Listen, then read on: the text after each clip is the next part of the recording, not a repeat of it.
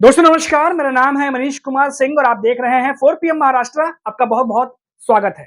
दोस्तों महाराष्ट्र में supreme court की तरफ से कह दिया गया है कि जल्द से जल्द चुनाव कराए जाएं। जिला पंचायत के, महानगर पालिका के और जितने भी बचे हुए चुनाव हैं उनको जल्द से जल्द कराया जाए। और ऐसे में तमाम पार्टियां जो हैं अब उनके बीच में खलबली सी मच गई है। और इसी बीच एक बड़ी खबर आपको देने जा रहा हूं कि कांग्रेस के महाराष्ट्र के प्रदेश अध्यक्ष जो है हर्षवर्धन सपकाल, वो दिल्ली पहुंचे थे और दिल्ली जाने के बाद एक मास्टर प्लान तैयार किया गया है, ऐसी खबरें आ रही हैं।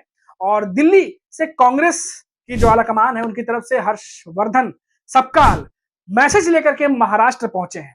और खबर आ रही है कि पहले उन्होंने जो है इस मैसेज को लेकर के, जो प्लान है उसको लेकर के पहले शरद पवार के पास वो पहुंचे और वहां पर डिस्कशन करने के बाद अब वो मातोश्री उद्धव ठाकरे से मिलने पहुंचे हैं। जी हाँ दोस्तों, आपको बता दें कि जैसे ही चुनाव की सुगबुगाहट तेज हो गई है, महाविकास अघाड़ी एक्शन में आती हुई अब नजर आ रही है। विधानसभा चुनाव के बाद कहा गया था कि महाविकास अघाड़ी में अब क्या उद्धव ठाकरे अकेले लड़ेंगे, शरद पवार क्या अजित पवार के साथ चले जाएंगे। इन सबके बीच में महाविकास अघाड़ी के भीतर अब हलचल तेज हो गई है।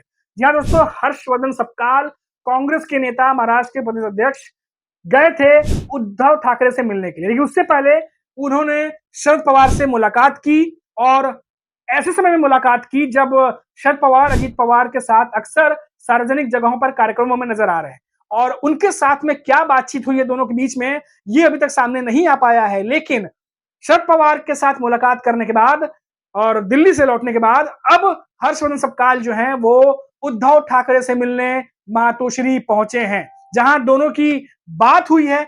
अब क्या बात हुई है दोनों के बीच में ये अभी तक क्लियर नहीं हुआ है, लेकिन ये मुलाकात बहुत ही ज्यादा खास मानी जा रही है, क्योंकि एक तरफ तो शरद पवार के बारे में खबर आ रही है कि क्या वो अजित पवार के साथ में दोनों एनसीपी एक हो जाएगी, क्योंकि दोनों कई बार साथ में नजर आ रहे हैं। दूसरी तरफ उद्धव ठाकरे और राज ठाकरे की एक होने की खबरें लगातार चल रही हैं। क्या अपडेट्स हैं, क्या नहीं है, दोनों नेता क्या सोच रहे हैं, इस पर लगातार लोगों की नजरें बनी हुई हैं। और इन सबके बीच में कांग्रेस के जो बड़े नेता हैं हर्षवर्धन सपकाल, वो शरद पवार के मिलने के बाद वो उद्धव ठाकरे से मिलने पहुंचते हैं। तो साफ तौर पर ये तो नजर आ रहा है कि कुछ ना कुछ बड़ा जो है वो होने जा रहा है, क्योंकि इन दोनों से मुलाकात हर्षवर्धन तब कर रहे हैं जब वो दिल्ली से लौटे हैं। तो आने वाले जो चुनाव है उसको लेकर सुगबुगाहट तेज हो गई है। एक तरफ तो सुप्रीम कोर्ट ने कहा कि जल्द से जल्द चुनाव कराए जाएं और दूसरी तरफ नेताओं की अब मीटिंग पर मीटिंग शुरू हो गई है। तो क्या विधानसभा चुनाव से सबक लेते हुए महाविकास अघाड़ी क्या कोई नया प्लान तैयार कर रही है महाराष्ट्र में? क्या कांग्रेस की तरफ से कोई ऐसा मैसेज आया है उद्धव ठाकरे और शरद पवार के लिए जो हर्षवर्धन देने के लिए पहुंचे हैं? क्या कोई नया प्लान है जिस पर महाविकास अघाड़ी की ये तीनों नेता अब स्ट्रेटेजी बना रहे हैं? जी हाँ दोस्तों, ये तमाम सवाल जो हैं वो चल रहे हैं कि आखिर क्या ऐसी चीज है जो इन दिनों बंद कमरे में हर्षवर्धन जाके कभी शरद पवार से मुलाकात करते हैं, उसके बाद फिर वो 1-2 दिन बाद उद्धव ठाकरे से मुलाकात करते हैं। तो ये अपने आप में काफी कुछ बयां कर रहा है दोस्तों। तो हमारी नजर लगातार इस खबर पर बनी हुई है। लेकिन अगर आप महायुति की तरफ देखिए तो 2 अपडेट्स मैं आपको दे देता हूं कि एक तो देवेंद्र फडणवीस के बारे में हमने आपको बताया कि महाराष्ट्र के सीएम देवेंद्र फडणवीस का कहना है कि महाविकास अघाड़ी एक साथ लड़ेगी, लेकिन किसी वजह से अगर अलग अलग लड़ना पड़े किसी हालात में तो भी हम आपसी सामंजस्य बना करके लड़ेंगे। तो यानी दोनों बातें देवेंद्र फडणवीस ने कही हैं, जो आज कही हैं, जो लगातार उनकी जो ये बयान है वो हेडलाइन बन रही है। वहीं दूसरी तरफ एकनाथ शिंदे लगातार तैयारियों पर लगे हुए हैं। उनकी तरफ से सबसे ज्यादा तैयारियों की खबर आ रही है।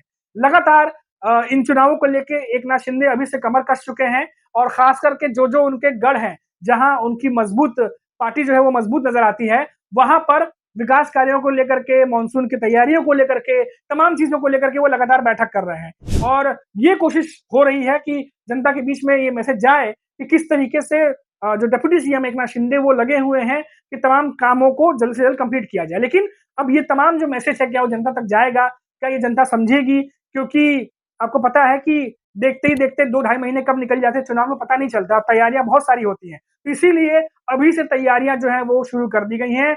सुगबुगाहट, खलबली पार्टियों के भीतर मच गई है, लेकिन अभी तक पब्लिकली कोई नेता बयान नहीं दे रहा। लेकिन जिस तरीके से नेताओं की गाड़ियां जो है एक घर से दूसरे घर से किसी बड़े नेता के ऑफिस घूम रही हैं, उससे ये साफ जाहिर है कि अब जो है वो कहीं ना कहीं जो शंखनाद होने वाला है चुनाव का महाराष्ट्र में, उससे पहले ये तैयारियां अब शुरू कर दी गई हैं। तो अपने आप में बड़ी खबर है दोस्तों, और ये अपडेट आप तक पहुंचानी जरूरी थी, क्योंकि विधानसभा चुनाव के बाद सब यही जानना चाहते थे कि कब चुनाव होंगे। महाराष्ट्र में बहुत सारे चुनाव बाकी हैं, बीएमसी चुनाव बाकी है, नगर निगम, नगर परिषद, जिला पंचायत और बहुत सारे चुनाव लगातार जो है वो पेंडिंग पड़े हुए हैं। तो अब खबर आई है कि जल्द से जल्द पूरा करने के लिए कहा गया है इन चुनावों को और अब तैयारियां शुरू कर दी। अभी के लिए इतना ही। आप देखते रहिए 4 PM महाराष्ट्र।